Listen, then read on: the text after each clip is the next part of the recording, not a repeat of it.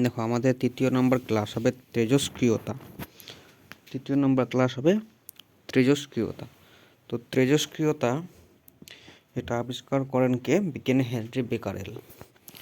তেজস্ক্রিয়তা আবিষ্কার করেন বিজ্ঞানী হেনরি বেকারেল। তো ভালো করে দেখো এখানে তেজস্ক্রিয়তা বা রেডিও অ্যাক্টিভিটি এটা অ্যাকচুয়ালি কী? তারা বলছে পদার্থ থেকে স্বাধীন রশ্মি বের হওয়া, অর্থাৎ কোনো পদার্থ থেকে রশ্মি বের হওয়া, অর্থাৎ বিকিরণ, অর্থাৎ রেডিয়েশন বের হওয়াকে বলছে রেডিও অ্যাক্টিভিটি। তো ভারী নিউক্লিয়াস, যাদের ক্ষেত্রে নিউক্লিয়াসটা অনেক ভারী, অর্থাৎ ভর অনেক বেশি আছে নিউক্লিয়াসের মধ্যে, তো নিউক্লিয়াসের মধ্যে ভর অনেক বেশি আছে নিশ্চয়ই, তাহলে নিউট্রনের ভর অনেক বেশি আছে। নিউটনের ভর অনেক বেশি আছে। কীরকম ভর? বলছি যে সমস্ত পরমাণুর ক্ষেত্রে নিউটনের ভর প্রোটনের ভরের 1.5 গুণ, প্রোটনের ভরের 1.5 গুণ, সে সমস্ত ক্ষেত্রে আমার কী হয়? মৌলগুলো তেজস্ক্রিয় মৌল হয়। তাহলে যে সমস্ত মৌলের ক্ষেত্রে নিউক্লিয়াসের ভর প্রোটনের ভরের 1.5 গুণ তাদেরকে বলা হয় তেজস্ক্রিয়তা বা তেজস্ক্রিয় মৌল। অস্থায়ী নিউক্লিয়াস হবার কারণে বা তাদের ক্ষেত্রে নিউক্লিয়াসটা অস্থায়ী হয়ে যায়, প্রোটন নিউট্রন, নিউট্রন প্রোটনে রূপান্তরিত হতে লাগে। এর ফলে যে আমাদের বিভিন্ন রকম রশ্মি বের হয়, আলফা রশ্মি, বিটা রশ্মি এবং গামা রশ্মি। ঠিক আছে, এর একক হচ্ছে 20। তেজস্ক্রিয়তার একক হচ্ছে 20। জিএম কাউন্টার দ্বারা এটা মাপা হয়। জিএম কাউন্টার দ্বারা কত পরিমাণ তেজস্ক্রিয়তা নির্গত হলো, কত 20 তেজস্ক্রিয়তা নির্গত হলো, সেটা মাপা হয় কোন যন্ত্রের সাহায্যে? GM counter. দেখো, আলফা রশ্মি, বিটা রশ্মি, গামা রশ্মি, যে তেজস্ক্রিয় রশ্মিগুলো বের হয় তাদের ক্ষেত্রে দেখো আবিষ্কারক দুটার হচ্ছে রাদারফোর্ড আর 3 নম্বর হচ্ছে গামাটা হচ্ছে বিলার্ড। তো আলফা রশ্মি কি?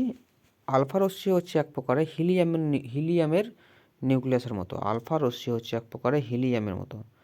আর বিটা রশ্মি হচ্ছে এক প্রকারের নেগেটিভ চার্জ, অর্থাৎ ইলেকট্রনের মতো। আর গামা রশ্মি হচ্ছে এক প্রকারের তড়িৎচুম্বকীয় তরঙ্গ। তাহলে এখানে মনে রাখতে হবে যে আলফা বিটা ইজ নট তড়িৎচুম্বকীয় তরঙ্গ, কিন্তু গামা রশ্মি হচ্ছে এক প্রকারের তড়িৎচুম্বকীয় তরঙ্গ। ঠিক আছে? তো আলফা রশ্মির ক্ষেত্রে বেদন ক্ষমতা অনেক বেশি, আলফা রশ্মির ক্ষেত্রে আলফা রশ্মির বেদন ক্ষমতা অনেক কম, কিন্তু বিটা রশ্মির বেদন ক্ষমতা আলফা রশ্মির থেকে বেশি। কিন্তু গামা রশ্মির ভেদন ক্ষমতা সর্বাধিক। গামা রশ্মির ভেদন ক্ষমতা সর্বাধিক, অর্থাৎ যে পরমাণু বমগুলো হয় না, এখান থেকে গামা রশ্মি বের হয়। অর্থাৎ দূর থেকে বোমার আগুন না গেলেও যে বোমা থেকে যে গামা রশ্মি বের হয় না, সেই গামা রশ্মির ফলে তুমি নিশ্চিহ্ন হয়ে যাবে, এটাই।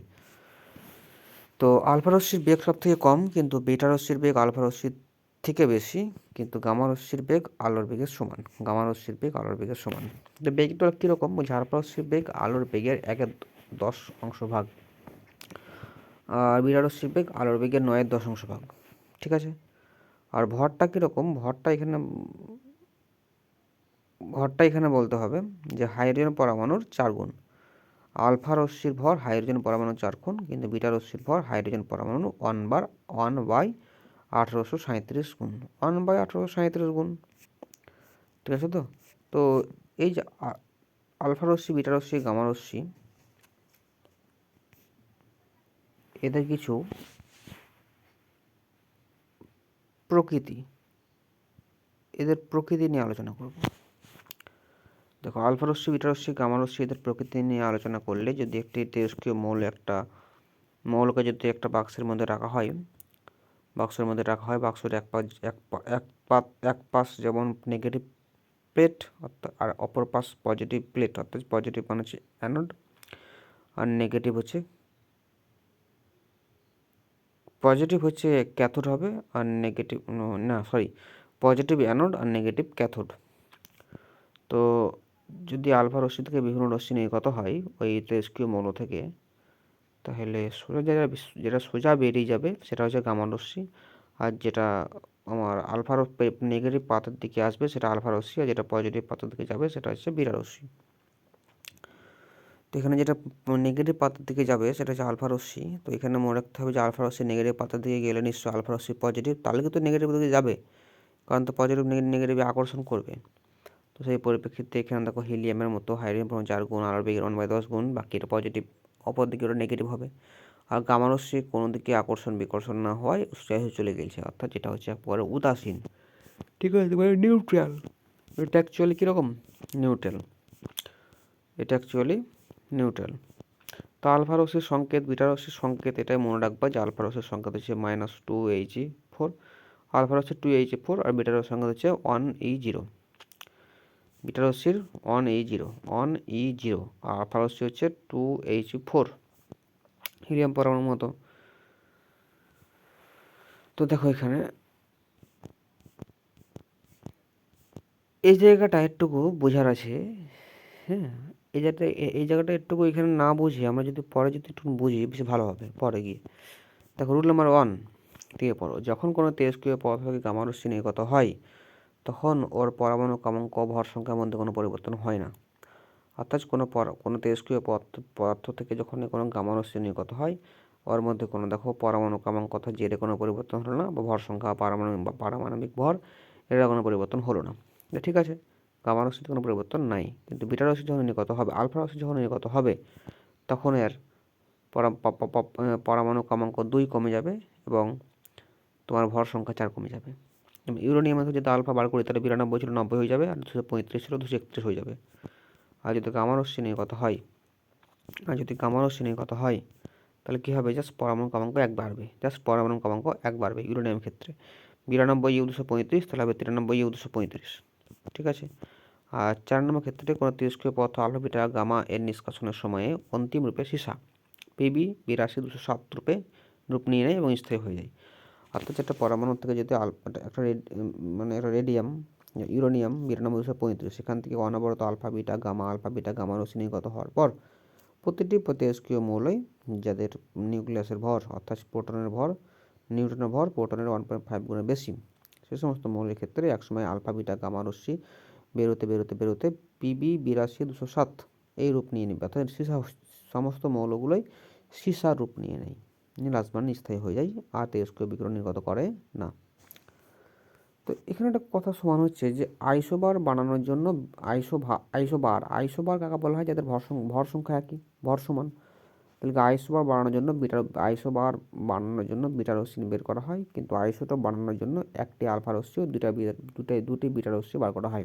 এক্সাম্পলটা দেখো, 92 235 এখান থেকে যদি আলফা রশ্মি বার করা হয় তাহলে এটা কত কমে যাবে, 2 কমে যাবে, আর ওইখানে 4 কমে যাবে, তাহলে 90 31 এখান থেকে বিটার নির্গত করলে 90 + 1 হয়ে যাবে, অর্থাৎ কত হয়ে যাবে 91 231। এখান থেকে যদি গামা নির্গত করি তো গামা নির্গত করলে কিছুই হবে না, অর্থাৎ 91 231 থাকবে, কিন্তু এখানে 92 করে দিয়েছি ছেলেটা, এটা হবে না, এটা 91 231 থাকবে। ঠিক আছে, এটা ভালো করে মনে রাখবা।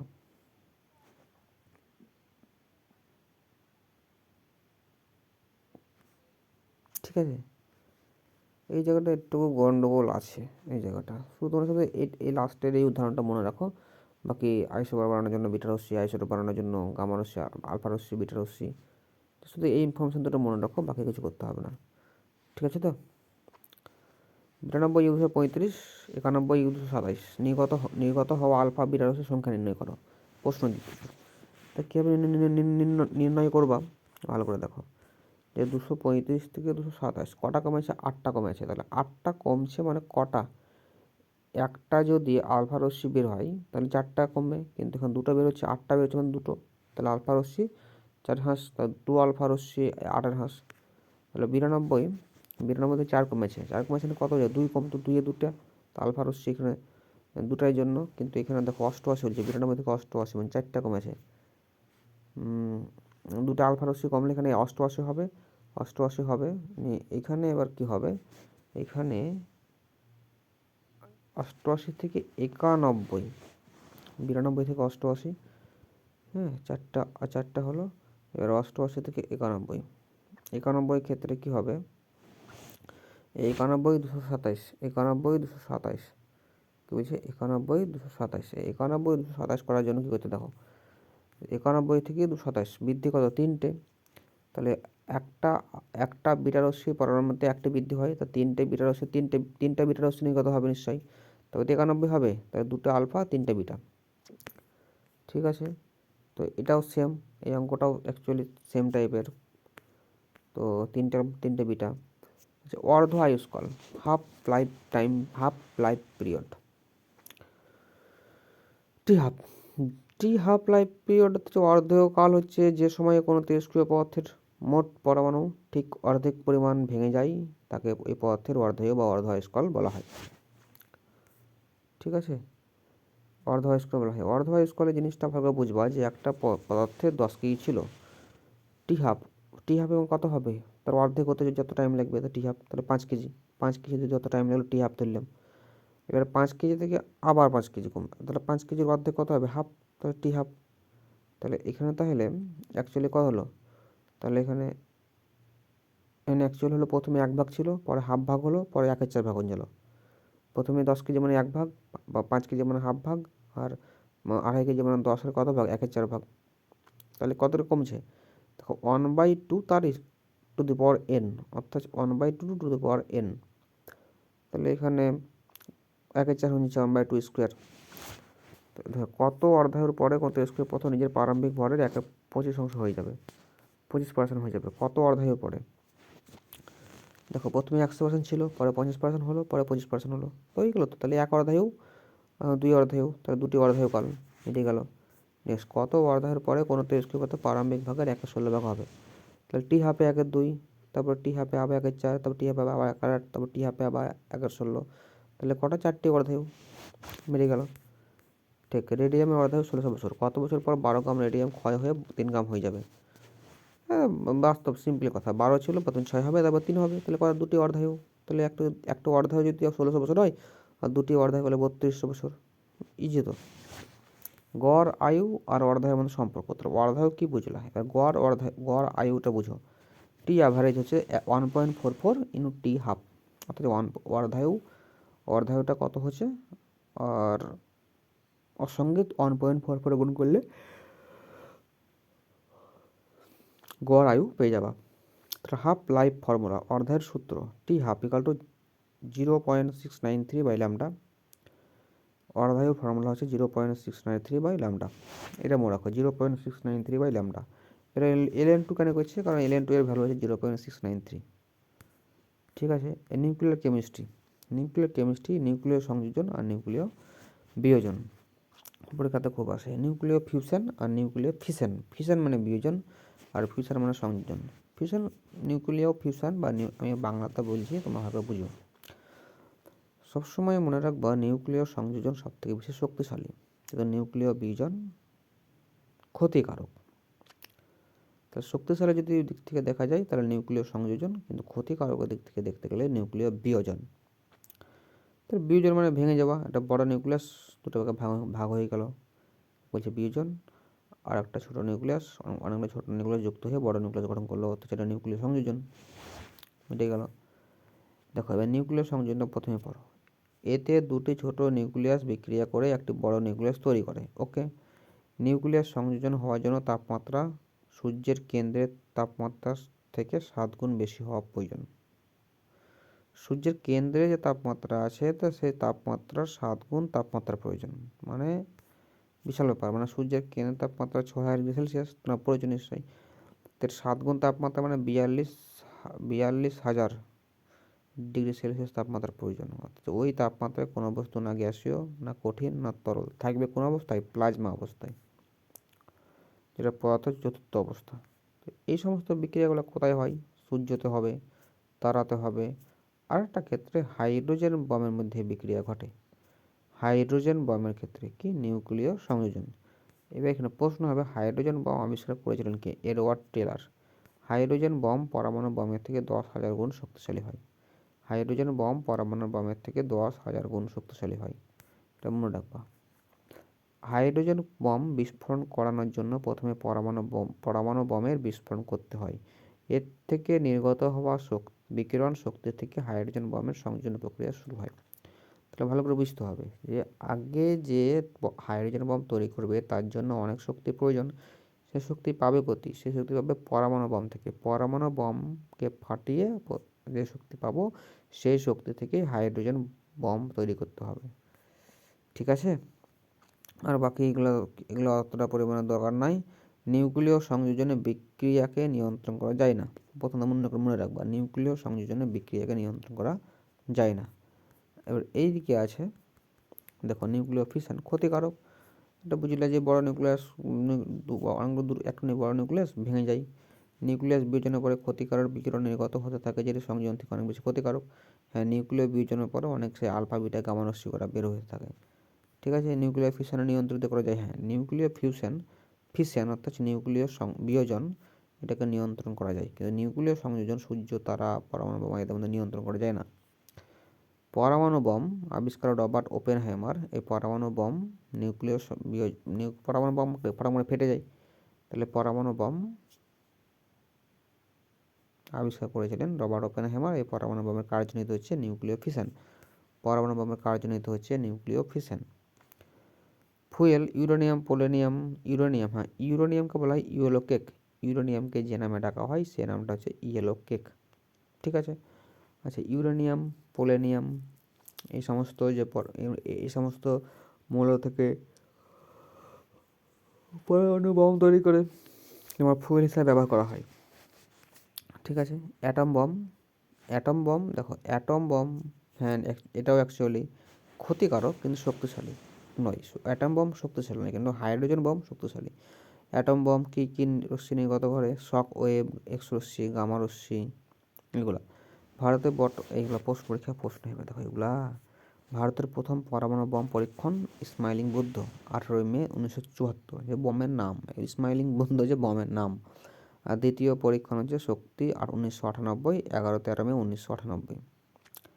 শক্তি 1998, বমের নাম শক্তি 1998। দ্বিতীয়, পরমাণু বিকিরণ থেকে বাঁচার জন্য পটাশিয়াম আয়োডাইডের ট্যাবলেট খাওয়ানো যায়। শেষ। কী বুঝাবো, বাকি এখানে কিছু বুঝার নাই। অ্যাটমিক রিঅ্যাক্টর হচ্ছে যে স্থানে নিউক্লিয় বিয়োজন করা হয়, বিক্রিয়া ঘটানো হয়, সেটাকে অ্যাটমিক রিঅ্যাক্টর বলা হয়। ভারতের প্রথম পরমাণু অ্যাটমিক রিঅ্যাক্টর হচ্ছে বম্বেতে, মুম্বাই, নাম হচ্ছে বার্ক, BARC, বার্ক ভাবা অ্যাটমিক রিসার্চ সেন্টার। ঠিক আছে। অ্যাটমিক পাওয়ার স্টেশন, নিয়ন্ত্রিত বিয়োজন বিক্রিয়া ঘটিয়ে বিদ্যুৎ উৎপাদন করা হয়। নিয়ন্ত্রিত বিয়োজন, এখানে কী করা হবে? Fission, not fusion, fission. তোমাদের এখানে একটা কোয়েশ্চেন যদি মনে মনে করা যায়, তাহলে তোমাদের পরিষ্কার করে দিই, কোয়েশ্চেনগুলো আসে পরীক্ষাতে।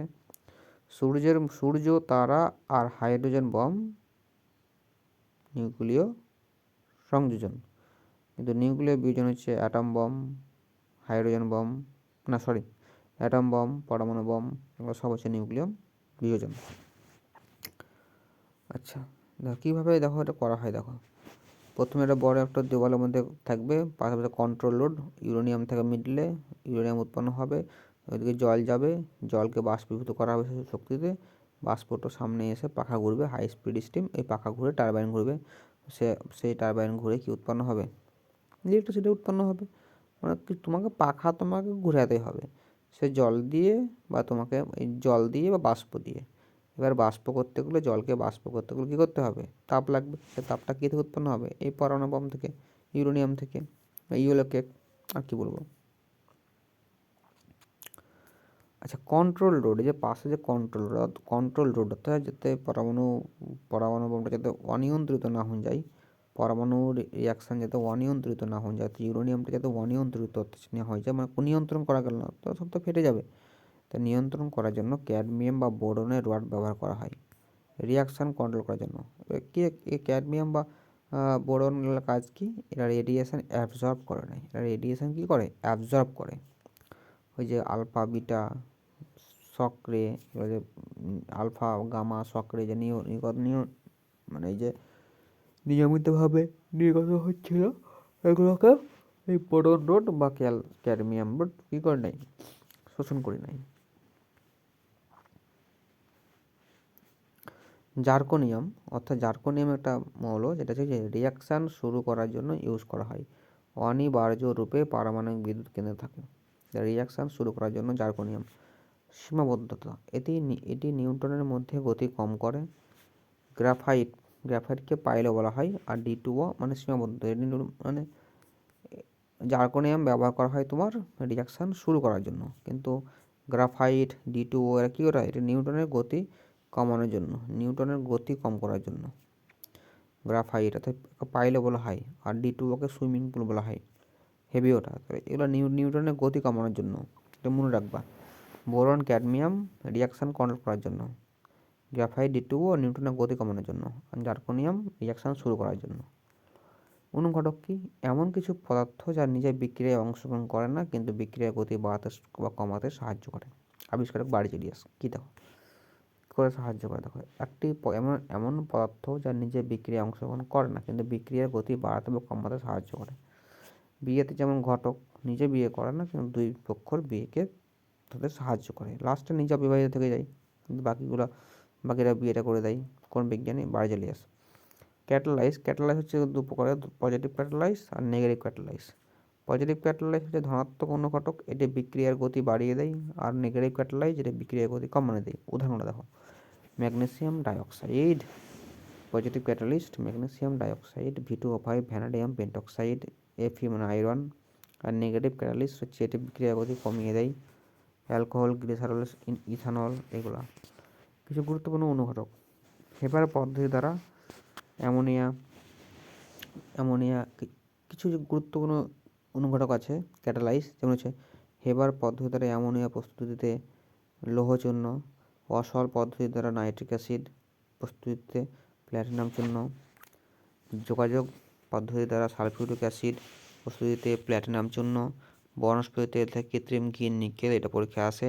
অ্যালুমিনিয়াম থেকে ইথার প্রস্তুতিতে অ্যালুমিনিয়াম বা অ্যালুমিনিয়াম অক্সাইড, মানে অ্যালকোহল থেকে ইথার, আর গ্লুকোজ থেকে ইথানল ইথাইল অ্যালকোহল তৈরি করতে জাইমেজ এনজাইম, দুধ থেকে দই করতে ল্যাকটিক অ্যাসিড, দুধ থেকে ল্যাকটিক অ্যাসিড তৈরিতে ল্যাকটিক ব্যাসিলি। এইগুলা জৈব অনুঘটক কাকে বলা হয়? শরীরের মধ্যে প্রথম থেকে উপস্থিত এনজাইম জৈব অনুঘটক রূপে কাজ করে। এনজাইম পাচনতন্ত্রের কাজ দ্রুত করে। তাহলে অর্গানিক ক্যাটালাইজ জৈব অনুঘটক। রিয়াকশান বিক্রিয়া ভৌত ও রাসায়নিক পরিবর্তনের উপর নির্ভর করে।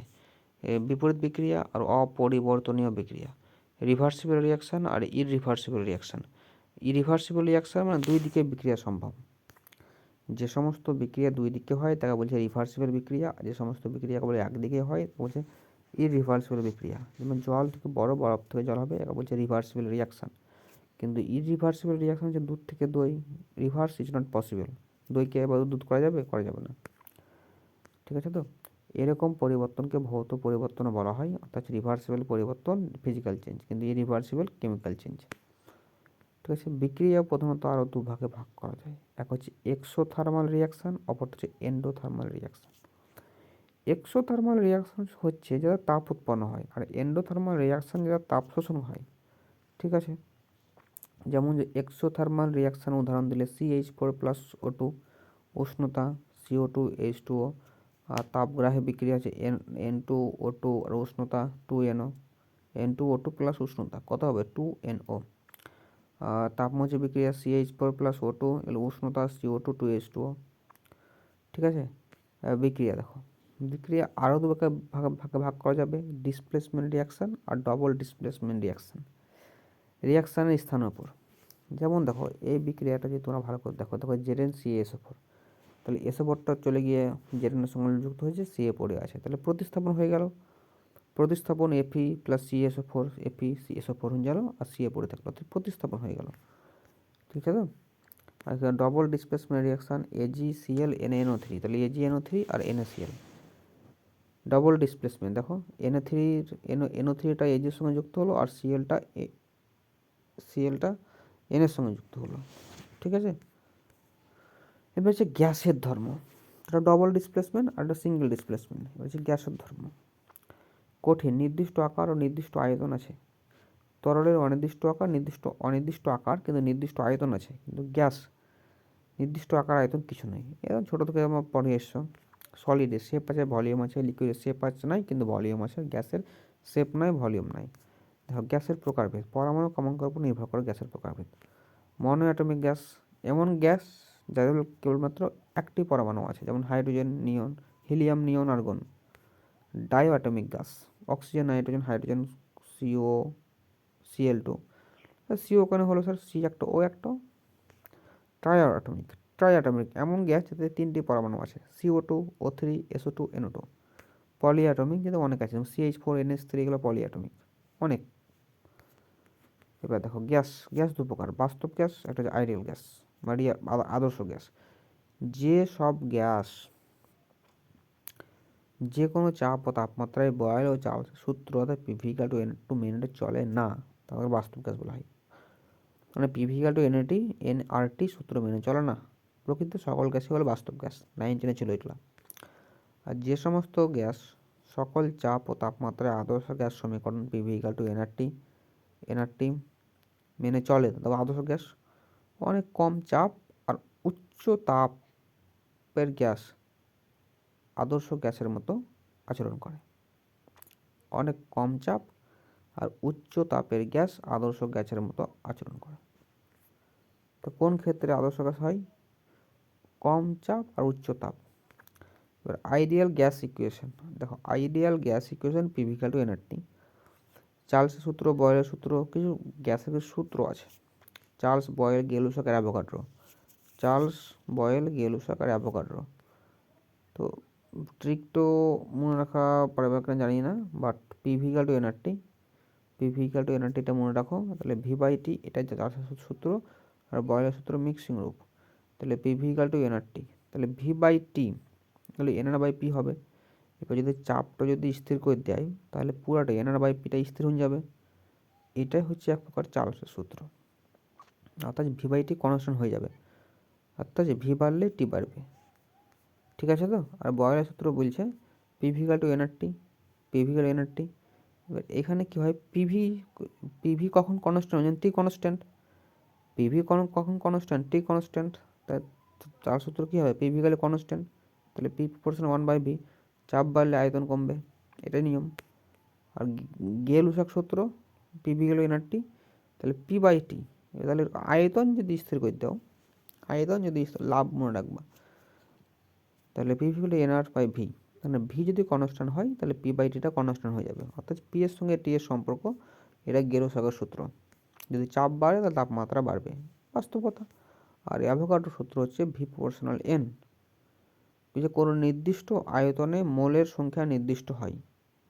কোন সমস্ত গ্যাসের ক্ষেত্রে 22.4 এটা নির্দিষ্ট আয়তনে মোলের সংখ্যা নির্দিষ্ট হয়। V one by N one, V two by N two. V proportional N মানে প্রতিটা গ্যাসের যদি 22.4 লিটার কোনো গ্যাসের তোমার মোল সংখ্যা যা অন্য 22.4 লিটার গ্যাসের মোল সংখ্যা থেকে সেম হবে, এটাই বলছে অ্যাভোগাড্রো সূত্র। এখানে দেখো এসটিপি আর এনটিপি, এই জিনিসটা এসটিপি আর এনটিপি, এই জিনিসটা একটু তোমাদেরকে বুঝলেই তোমাদের জিনিসগুলো কিন্তু ভালো করে ক্লিয়ার হয়ে যাবে। এসটিপি আর এনটিপি, ঠিক আছে। এসটিপি এনটিপি কি? এসটিপিটা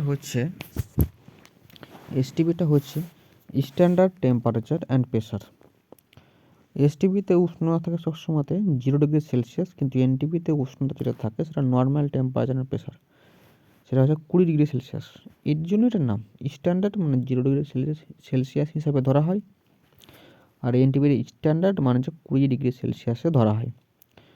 চাপ দুটাতেই 1 atm, এবং এই অবস্থায় এই কন্ডিশন মিলে যখন যেটার আয়তন হয় সেই আয়তনটা বলছে এসটিপি আয়তন, আর যখন এটার আয়তন হলে সেটা এনটিপি আয়তন। আচ্ছা বেশ, আচ্ছা তো পিভি ইকাল টু এনআরটি যে ফর্মুলাটা ছিল, তাহলে PV by T equal to NR constant হবে।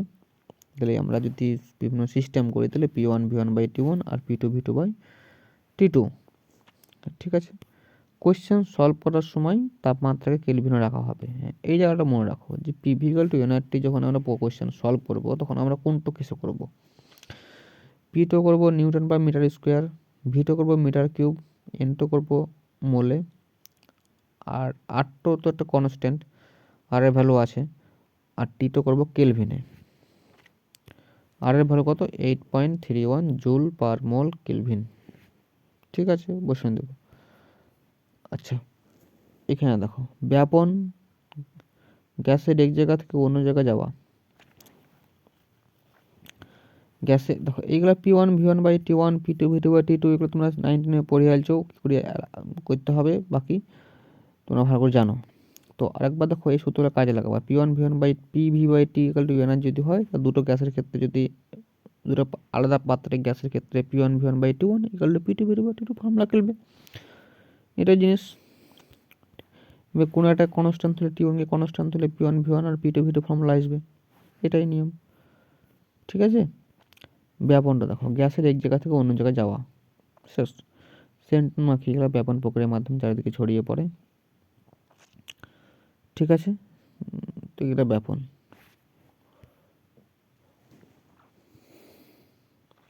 গ্রাহামের সূত্র, গ্রাহাম ল অফ ডিফিউশন, ধ্রুবক তাপমাত্রায় ও ধ্রুবক চাপে যে কোনো গ্যাসের ব্যাপনের হার উহার আণবিক ভরের বর্গমূলে ব্যস্তানুপাতিক, অর্থাৎ ব্যাপনের হার বলছে 1/√ওভার আণবিক ভর, শেষ। ব্যাপনের হার হচ্ছে 1/√ওভার আণবিক ভর। তাহলে T1/T2, দুটো গ্যাসের ক্ষেত্রে কত হবে, T1/T2 = √m2/m1, √m2/m1। হ্যাঁ, এই জল নিয়ে খানিক পড়াশোনা করি। জল, জল হচ্ছে H2O, জল হচ্ছে এক প্রকারের অজৈব যৌগ, ইনঅর্গানিক কম্পাউন্ড। জলের গঠন, জল হচ্ছে কিরকম, বর্ণহীন, গন্ধহীন, স্বাদহীন। জলের ঘনত্ব 4°C অধিকতর। ppm পার্ট পার মিলিয়ন, একে mg/মিলিগ্রাম, একে মিলিগ্রাম পার লিটারও বলা হয়, লিটারেও প্রকাশ করা হয় ppm। এটি জলের প্রতি একক পরিমাণ কোনো রাসায়নিক বা দূষিত পদার্থের পরিমাণ ব্যক্ত করে। ppm হচ্ছে, ppm এ কি প্রকাশ করে, জলের মধ্যে কোনো রকম রাসায়নিক বা দূষিত পদার্থ আছে কি না, জলটা কতটা শুদ্ধ, কোন একক মাপা হয়, ppm, ঠিক আছে। জল কত রকমের জল দেখো, পাতির জল, সফট জল, কঠোর জল, ভারী জল। পাতির জল হচ্ছে ডিস্টিল ওয়াটার বলা হয়, মৃদু জলকে সফট ওয়াটার বলা হয়, কঠোর জল বা খরা জলকে বলা হয় হার্ড ওয়াটার, ভারী জলকে বলা হয় হেভি ওয়াটার। দেখো, পাতির জল সব থেকে বিশুদ্ধ, 0 ppm, তাহলে ppm কি থাকবে, যেমন বিশুদ্ধ তাই ppm 0। একটা ডিস্টিলেশন মেথড দ্বারা তৈরি করা হয়, প্রয়োগ করা হয় ব্যাটারিতে, তারপর যারা টোটো ইউজ করে তাতে আবার ডিস্টিল ওয়াটার নিয়ে আসে ওই ব্যাটারিতে দেওয়ার জন্য, ঠিক আছে। আবার দেখো, বর্ষার জলও পাতিত, বর্ষার জলও ডিস্টিল ওয়াটার, বর্ষাতে বৃষ্টি হয় কিন্তু বায়ুমণ্ডলে গিয়ে থাকে বিভিন্ন দূষিত থাকার জন্য এর ppm 250 পর্যন্ত চলে যায়, তাই এটা অশুদ্ধ জল, বর্ষার জল। মৃদু জল, H2 এর সাথে Cu, Ca, Mg, K এগুলো মিনারেলগুলো মিশে থাকলে তাকে মৃদু জল বলা হয়। মোটামুটি ppm 150, সাবানের সাথে সহজে ফেনা তৈরি করে। হ্যাঁ, মৃদু জল আছে অনেকটাই, যে কলের জল, ঠিক আছে। তো আর কঠোর জল, কঠোর জল কি, মানে সমুদ্রের জল খুবই, মানে ক্যালসিয়াম, ক্লোরাইড, সালফেট বা বাইকার্বনেট যোগ করলে সেই জল খরচ জলের মতো আচরণ করে। দেখো, জলে যদি সেই ক্যালসিয়াম বা ম্যাগনেসিয়ামের লবণ, ক্যালসিয়াম বা ম্যাগনেসিয়ামের যে কোনো লবণ মিশে থাকলে সেই জলটা খরা জল হয়ে যায়, অর্থাৎ সহজে ফেনা উৎপন্ন হয় না। আর ভারী জল D2O, বিজ্ঞানী উড়ে টাইটেনিয়াম অক্সাইড, বিজ্ঞানী উড়ে আবিষ্কার করেন। আর কি বলবো, খরা জল দেখো, H2O তে ক্যালসিয়াম বা ম্যাগনেসিয়ামের, হ্যাঁ খরা জল জিনিসটা যেটা বললা, যে ম্যাগনেসিয়াম বা ক্যালসিয়ামের যে কোনো লবণ যদি কোনো জলে মেশা থাকে সেই জলকে বলা হয় খরা জল। সে লবণগুলো কীরকম হতে পারে, সালফেট বা ক্লোরাইড বা বাইকার্বনেট, সালফেট বা ক্লোরাইড বা বাইকার্বনেট, সালফেট বা ক্লোরাইড বা bicarbonate. Calcium sulphate, magnesium sulphate, calcium chloride, magnesium chloride বা ক্যালসিয়াম বাইকার্বনেট বা ম্যাগনেসিয়াম বাইকার্বনেট, এরকম। এবার এখানে টুইস্ট আছে, যে ক্যালসিয়াম ম্যাগনেসিয়ামের সব কি খরজল স্থায়ী, খরতা দুই প্রকার হয়, একটা হচ্ছে স্থায়ী খরতা, একটা অস্থায়ী খরতা। আমরা ছোটোতে পড়েছি, স্থায়ী খরতা যদি ক্যালসিয়াম আর ম্যাগনেসিয়ামে যদি সালফেট বা ক্লোরাইড বা লবণ মিশে থাকে তাহলে স্থায়ী খরতা, আর যদি বাইকার্বনেট যুক্ত লবণ মিশে থাকে তাহলে অস্থায়ী খরতা সৃষ্টি হয়, ঠিক আছে। এবার দেখো, স্থায়ী খরতা স্থায়ী খরা সৃষ্টি হলেও তো দূরীকরণ করতে হবে।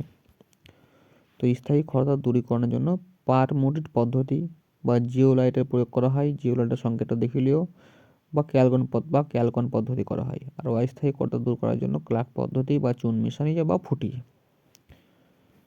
ভারী জল, হেভি জল, D2O, আনাইম্বর 20, আবিষ্কার বিজ্ঞানী উড়ে, বয়লিং পয়েন্ট টেম্পারেচার 101.25 মিডিকাল। নোট, জলকে জীবাণুমুক্ত করার জন্য ইউভি রশ্মি প্রয়োগ করা হয়, অনেকে অ্যাকোয়াগার্ডে দেওয়া থাকে ইউভি রশ্মি প্রয়োগ করা হয়, বা ক্লোরিনের মতো প্রয়োগ করা হয়, ক্লোরিন প্রয়োগ করা হয়, ঠিক আছে। এবার হচ্ছে আকরিক বা ধাতুকল্প, এই জিনিসটা একটু ভালো করে তোমাদেরকে পড়তে হবে। আকরিক বা ধাতুকল্প কি জিনিস? আকরিক বা ধাতুকল্প পৃথিবীর ভিতরে পাওয়া এমন পদার্থ যার মধ্যে কোনো না কোনো ধাতু পরিমাণ আছে, সেটি মানুষের পক্ষে উপযোগী, তাকে বলা হয় খনিজ। তাকে বলা হয় কি খনিজ। যেমন লোহা, অ্যালুমিনিয়াম, তামা, কয়লা, এগুলো খনিজ। খনিজ অজৈব হয়, কয়লা ব্যতিক্রম। দেখো অনেক কিছু খনিজ, কিন্তু খনিজ অজৈব, কিন্তু কয়লা হচ্ছে ব্যতিক্রম। কয়লা কি ব্যতিক্রম। খনিজ ধাতু ও অধাতু দুটি হতে পারে। ধাতু ধাতু ক্যালসিয়াম, ম্যাগনেসিয়াম বা এপিসিউএল, এগুলো খনিজ। আর আকরিক কি? তো আকরিক আর খনিজ এই দুটোর মধ্যে পার্থক্য বুঝতে গেলে আপনাকে যেটা যেতে হবে সেটা হচ্ছে, চলে যাও আমরা একটা উদাহরণে চলে যাই।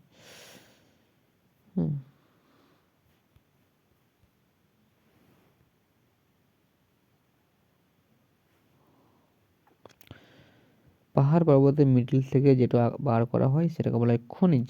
আর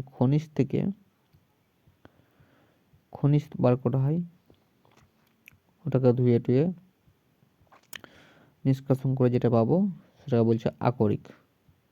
ঠিক আছে, তাহলে অ্যাকচুয়ালি তাহলে সব আকরিকই খনিজ, কিন্তু খনিজ মানেই যে আকরিক পাবো অথচ মূল্যবান ধাতু পাবো সেরম লয়। তো সব খনিজই আকরিক লয়, কিন্তু সব আকরিকই খনিজ, কারণ আকরিকগুলো তো একসময় তো খনিজ ছিল। তাহলে সব খনিজ থেকে লয়, যে সমস্ত খনিজ থেকে মূল্যবান ধাতু পাওয়া যায় তাদেরকে বলা হয় আকরিক। শুদ্ধ করার পর যেমন অ্যালুমিনিয়াম, কপার, ওরা মানে সোনা, লোহা, এগুলো। ধাতুকল্প আকরিকের শুদ্ধিকরণ করে ধাতু প্রাপ্ত করার প্রক্রিয়াকে বলা হয় মেটালার্জি। আকরিককে শুদ্ধিকরণ করে ধাতু প্রাপ্ত করার প্রাথমিক প্রক্রিয়াকে বলা হয় মেটালার্জি। ঠিক আছে, ধাতুকল্প কি? ধাতুকল্প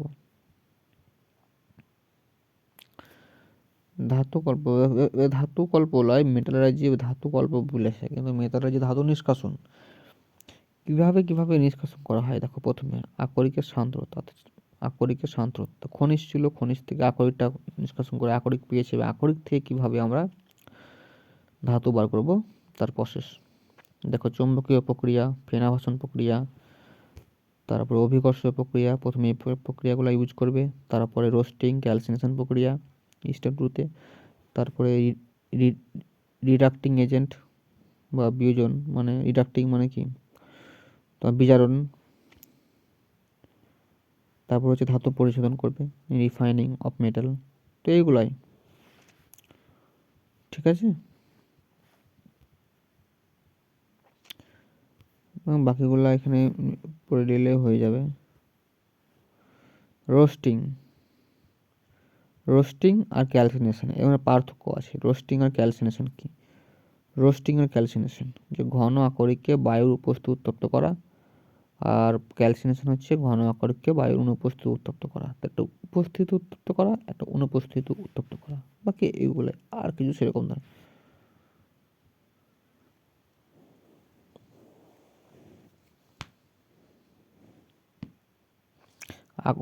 আকরিকের অশুদ্ধ দূর করার জন্য বাইরে থেকে মেশানো পদার্থকে বলা হয় ফ্লাক্স। আকরিকের সঙ্গে অনেক অশুদ্ধ মেশানো থাকে, তো এই বাইরে থেকে যে পদার্থগুলো মেশানো হয় আকরিকের অশুদ্ধ দূর করার জন্য, এটাকে বলা হয় ফ্লাক্স। আর একটা হচ্ছে গ্যাং বা ম্যাট্রিক্স। আকরিকের উপস্থিত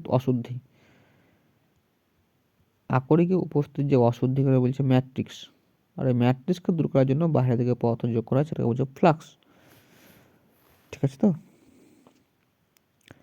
আর ফ্লাক্স এবং গ্যাং এই দুটোকে মিক্সিয়ে বলছে ধাতু মল বা স্লাগ। তাহলে ফ্লাক্স অ্যান্ড গ্যাং এই দুটোকে মিশ্রিত পদার্থকে বলছে হচ্ছে স্লাগ বা ধাতু মল। ঠিক আছে, ধাতু আকরিক। তো এগুলো তোমরা এবার কোন ধাতুর কোন আকরিক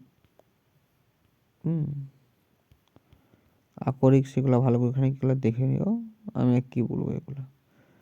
ঠিক আছে, মিশ্র ধাতু দুই বা ততোধিক ধাতু বা ধাতু অধাতুকে মেলালে মিশ্র ধাতু উৎপন্ন হবে। মিশ্র ধাতু সমসত্ব মিশ্রণ, ধাতু অধাতু বা মিশ্র ধাতুতে ধাতু থাকা আবশ্যক।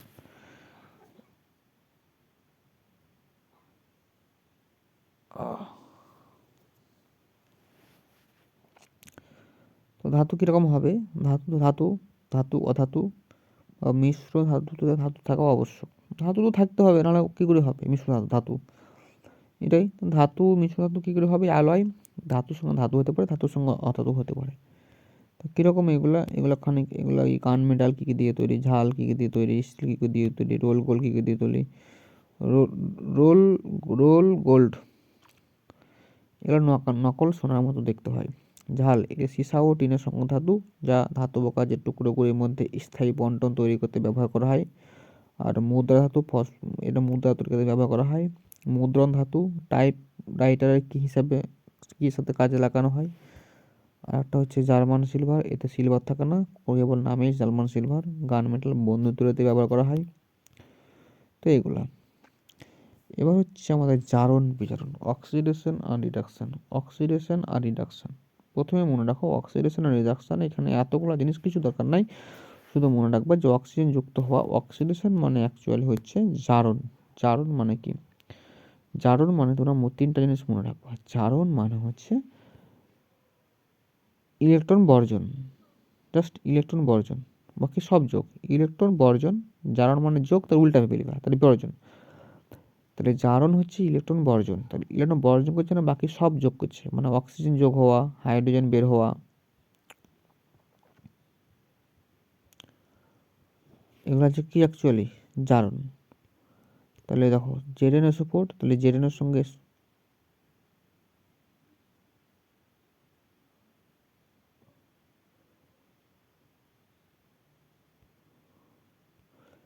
দেখো এখানে Zn এর সঙ্গে H2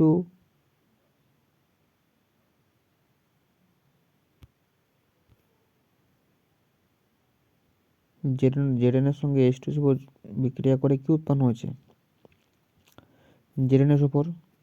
তাহলে এখানে কি যুক্ত হচ্ছে, Zn এর সঙ্গে ও যুক্ত হচ্ছে না, হয় না। তাহলে Zn এর কি হচ্ছে, অক্সিডেশন হচ্ছে। এর সঙ্গে O2, তাহলে SO2, তাহলে অক্সিডেশন যুক্ত হচ্ছে, তাহলে যে অক্সিডেশন হচ্ছে। আচ্ছা বেশ, আচ্ছা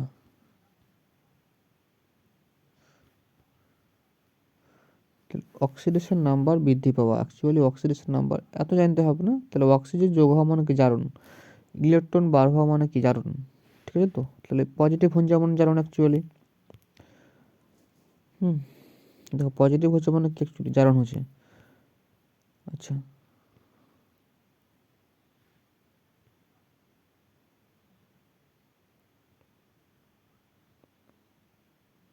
দেখো এখানে অক্সিডেশন নাম্বার তোমাদের নির্ণয় করতে বলেছে। অক্সিডেশন নাম্বার কী করে নির্ণয় করবে, দেখো এক্সাম্পল 100 হয়ে যাবে। দেখো H2SO4 যোগে S এর অক্সিডেশন নাম্বার নির্ণয় করো। তাহলে H2SO4, তাহলে actually H2 plus SO4 2 minus,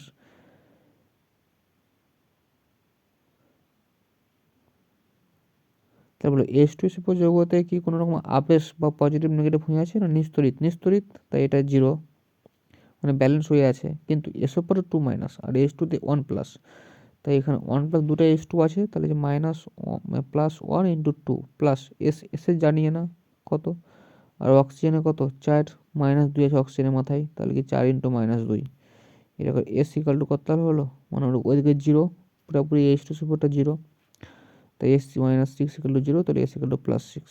এরকমভাবে বার করা হয়। কেএম ওপর যৌগটিতে Mn অক্সিডেশন নাম্বার কত, ঠিক একই রকমভাবে Mn ওপর 2 মাইনাস, দেখো K plus same to same, তোমরা পারবা এগুলো, একবার চেষ্টা করলেই পারবা। এগুলো বাকি সব বেশ সেম টু সেম, সব বেশ সেম আছে, ঠিক আছে তো। আচ্ছা দেখো সব বেশ সেম আছে। আর বিজারণে কি বলছে, বিজারণ হওয়াটা বলছে যে অক্সিডেশনের উল্টো, হাইড্রোজেনের সঙ্গে যুক্ত হওয়া। বিজারণ মনে হচ্ছে হাইড্রোজেন যুক্ত হওয়া, তো ওখানে হাইড্রোজেন বিয়োগ হওয়া।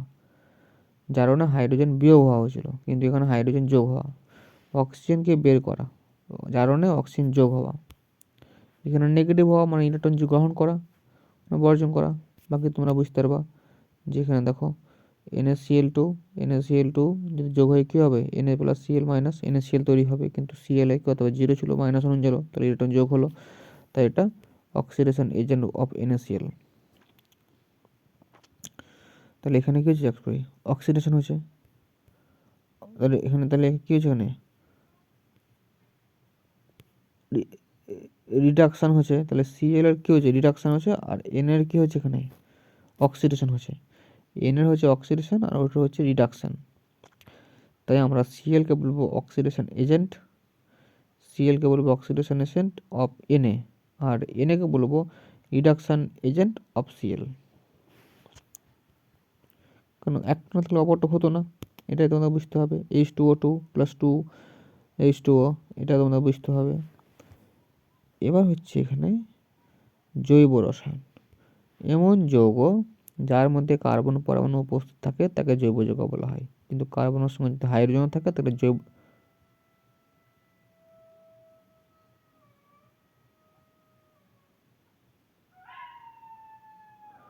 এমন যৌগ যার মধ্যে কার্বন পরমাণু উপস্থিত থাকে তাকে জৈব যৌগ বলা হয়। যেমন CO2, CH4, C4H10 এগুলো হচ্ছে তোমার জৈব যৌগ। কার্বন পরমাণু উপস্থিত থাকলেই বলবো, কি বলবো, অর্গানিক কম্পাউন্ড।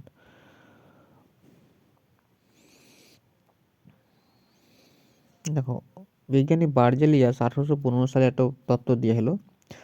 সে তত্ত্বতে কি বলা আছে, জৈব যৌগ মানেই প্রকৃতিতে সজীব এরা। জৈব যৌগ মানেই এরা প্রকৃতিতে সজীব, এটিকে ল্যাবরেটরিতে বানানো যায় না। 1828 সালে 1828 সালে তোমার এই অর্গানিক কেমিস্ট্রিতে তোমার ওই